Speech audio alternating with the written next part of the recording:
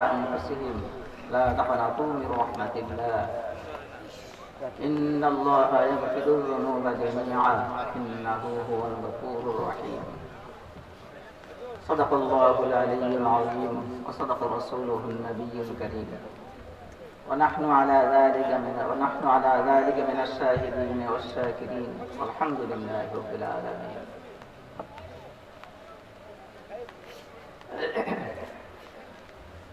উপস্থিত হযরত উলামা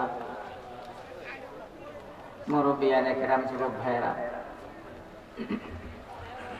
সন্ধ্যা থেকে এই পর্যন্ত আমরা হযরত উলামায়ে কেরামের জবান থেকে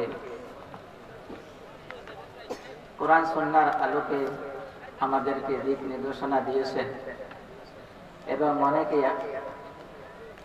সামনে আমাদের রয়ে গেছেন যেনারা আলোচনা করবেন। হযরত উলামায়ে কেরামের ওয়াজ শোনার জন্য, বক্তব্য আলোচনা শোনার জন্য আমরা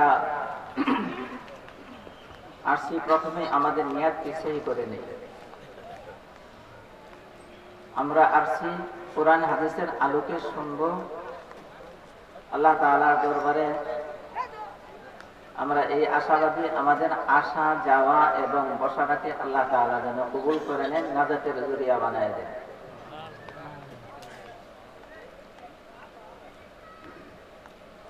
আল্লাহ তাআলা আমাদের সকলকে কোরআন হাদিসের আলো যা আমরা শুনব আমল করার তৌফিক আমাদেরকে দান করেন। বয়ান করবেন উলামায়ে কেরাম। উলামায়ে কেরামের মূল্যবান বক্তব্যগুলো আমরা শুনব। কার সুর, কার কণ্ঠস্বর, কে কিরকম ভালো ওয়াজ করলো, এটা মুখ্য উদ্দেশ্য নয়। এটাকে আমরা মুখ্য উদ্দেশ্য না বানাই, আমরা উদ্দেশ্য বানাই যে আমরা এই মজলিসে আসছি, দিনে আলোচনা হবে, আমরা শুনবো, আমাদের জীবনকে সে অনুযায়ী পরিচালনা করব। এটাই হলো আমার দায়িত্ব। তো দায়িত্ব যদি আমি পালন করি, আল্লাহ তাআলা আমার মধ্যে এলেমের মধ্যে আজকে যে বসা এবং আসা এবং শোনা, এর মধ্যে আল্লাহ তাআলা বরকত দিবেন। আমলের মধ্যে আমল করার জজবা, আমল করার মতন ওইরকম মন মানসিকতা আল্লাহ তাআলা দান করবে। আর যদি এই উদ্দেশ্য না থাকে তাহলে আসা এবং যাওয়াটা নিষ্ফল হবে, কোনো ফায়দা হবে না। শুধু এক কান্দা শুনলাম আর এক কান্দা বের করে দিলাম। যাই হোক,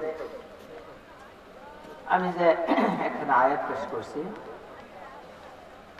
শুধু অল্প সময়ের মধ্যে আয়াতের তরজমা বলে আমি চলে যাব।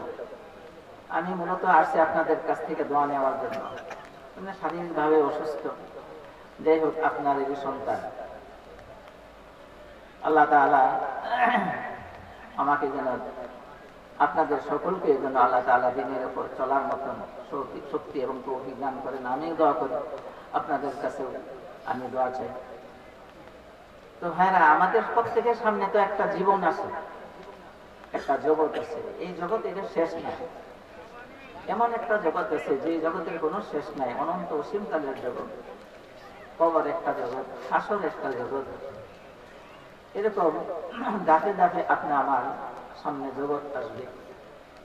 প্রথম জগৎ মৃত্যুবরণ করার পর কবর একটা জগৎ। এই জগৎটা খুব কঠিন জগৎ, খুবই কঠিন। এইটা কোনো ব্যক্তি, কোনো ভাষা, কোনো লেখনী, জবান দেয়া লেখনের মাধ্যমে এই ভয়াবহ পরিস্থিতি এটা কেউ বলতে পারবে না। এটা একমাত্র ওই ব্যক্তি বলতে পারবে যার উপর মৃত্যু পতিত হয়েছে। সেটা অনুভব করতে হবে। কোরআন হাদিসের ভালো ভাষা অনুযায়ী, আলোচনা অনুযায়ী উলামায়ে কেরাম যে আলোচনা করেন আমরা শুনি এবং আমরা বইলা থাকি, এটা অনুভব করতে হবে। অনুভব করার দরকার যে আমার সামনে একটা জীবন আছে, একটা জগৎ আছে, কবর। আরে আমার অবস্থা কি হবে? আমার দুনিয়ার জন্য আমি অনেক কিছুই করলাম, এই সংক্ষিপ্ত জীবনের জন্য অনেক কিছুই করলাম, কিন্তু আখিরাতের জীবনের জন্য আমি কিছুই করি নাই, আমি কিছুই সঞ্চয় করতে পারি নাই। আমার অবস্থাটা কি হবে? আমার এই করুণ দৃশ্য কে দেখবে? কে সাহায্য করবে? আমার তো কেউ সাহায্যকারী নাই। এই বিপদকে সামনে রেখা, কবরকে, মিজানকে, আল্লাহ তাআলার আযাব গজবকে সামনে রেখে আমাদের জীবনকে পরিচালনা করি। তাই মুহূর্তে মুহূর্তে আমরা আখিরাতকে স্মরণ করি এবং আমরা গুনাহ পরিত্যাগ করি, গুনাহ বর্জন করি, নেক কাজের অভ্যাস করি, গুনাহ থেকে আমাদের জীবনকে মুক্ত করি।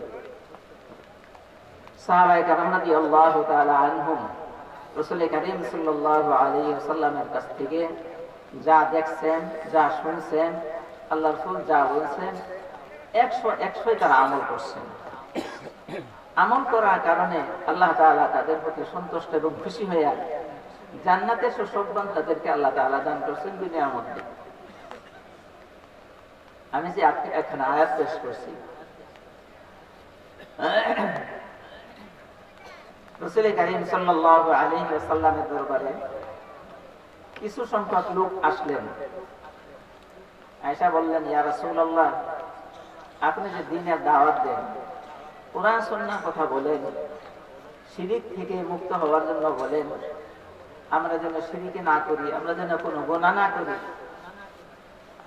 আল্লাহ তাআলা একক বা একা, তার কোনো অংশীদার নাই, এই যে আপনি দাওয়াতগুলো দেন, এটা অনেক উত্তম কাজ।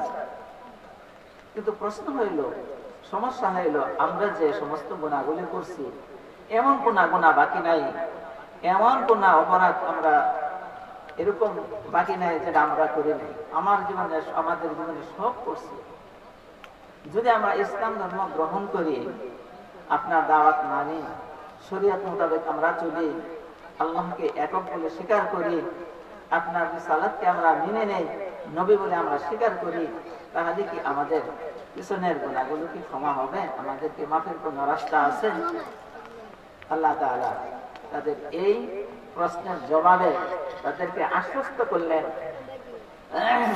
তাদেরকে সান্ত্বনা দিলেন, তাদের গুনাহ মাফ করার জন্য আল্লাহ তাআলা ওয়াদা করলেন, ইন্নাল্লাহা ইয়াগফিরু যুনুবা জামিআন কুল ইয়া ইবাদিয়াল্লাযীনা আসরাফু আলা আনফুসিহিম লা তাকনাতু মির রাহমাতিল্লাহ لا تقنطوا من رحمة الله لا تقنطوا من رحمة الله إن الله يغفر الذنوب جميعا إنه هو الغفور الرحيم إنه هو الغفور الرحيم الله تعالى فرمانه আমার বান্দা বান্দীরা, তোমরা যে যত গুনাহ করো না কেন, তোমরা আমার রহমত পেতে কখনো নিরাশ করো না। তোমরা যদি খালেস দিলে তওবা করো, আমার কাছে মাফ চাও, আমার কাছে কায়মনোবাক্যে আবেদন করো, আমি আল্লাহ তাআলা সম্পর্কে হয়তোবা তোমাদের ধারণা নাই, আল্লাহ তাআলা ধারণা দিলেন, ইন্নাহু হুয়াল গফুরুর রহিম ইন্নাহু হুয়াল গফুরুর রহিম। আমি এমন খোদা, এমন আল্লাহ, আমি এত মায়া দয়া এবং ক্ষমা করার মালিক যে আমার ক্ষমার কোনো শেষ নাই, আমার মায়া দয়ারও কোনো শেষ নাই, আমার মায়া দয়ারও কোনো শেষ নাই, আমার ক্ষমারও কোনো শেষ নাই। আমি আল্লাহ তাআলা তোমাদের সকলের গুনাহগুলো, সমস্ত গুনাহ খাতাগুলো আমি মাফ করে দেব। আল্লাহ তাআলা আমাদের সকলকে যেন ক্ষমা করে দেন। আমরা কবরমুখী, আমরা আখিরাতমুখী, কোন সময় মৃত্যু হয়ে যায়, মৃত্যুর পূর্ব মুহূর্তে দোয়া কবুল হয় না। যখন মৃত্যু জ্বালা যন্ত্রণা শুরু হয়ে যায়, তখন আর তওবা কবুল হয় না। কাজে আপনি আমার জানা নাই আমার আপনার মৃত্যু কোন সময় হয়ে যাবে। আকস্মিক মৃত্যু হতে পারে, যে কোনো সময় দুর্ঘটনা ঘটে যেতে পারে, স্ট্রোক হয়ে যেতে পারে, যে আপনি আমার তওবা করার সুযোগ কখনো হবে না। এই জন্য ভাইয়েরা আমার, আমাদের জীবনকে এইভাবে আমরা পরিচালনা করব যে এখন থেকে যে কাজ কোরআন হাদিস মোতাবেক করা দরকার, যেটা আমরা করি না, এখন থেকে আমরা সেই কাজ করতে ইনশাআল্লাহ চেষ্টা করব। যে কাজ বর্জনীয় সেই কাজগুলো আমরা এখন থেকে ইনশাআল্লাহ বর্জন করব। এখান থেকে কিছু উলামায়ে কেরামের জবান থেকে আমরা শিখব এবং জানবো, আমল করবো ইনশাআল্লাহ। আল্লাহ তাআলা আমাদের সকলকে আমল করার তৌফিক দান করেন। মা তাওফীকি ইল্লা বিল্লাহ, আলাইহি তাওয়াক্কালতু ওয়া ইলাইহি উনীব। আসসালামু আলাইকুম ওয়া রাহমাতুল্লাহি ওয়া বারাকাতুহু। আলহামদুলিল্লাহ, অল্প সময়ের মধ্যে আমাদেরকে গুরুত্বপূর্ণ আলোচনা শুনাইলেন আজকের মাহফিলের সম্মানিত সভাপতি আল্লাহ হাফেজ মাওলানা আব্দুল্লাহ সাহেব। আল্লাহ তাআলা হযরতের হায়াতের ভিতরে ভরপুর বরকত দান করেন, আমরা বলি আমিন। সম্মানিত উপস্থিতি।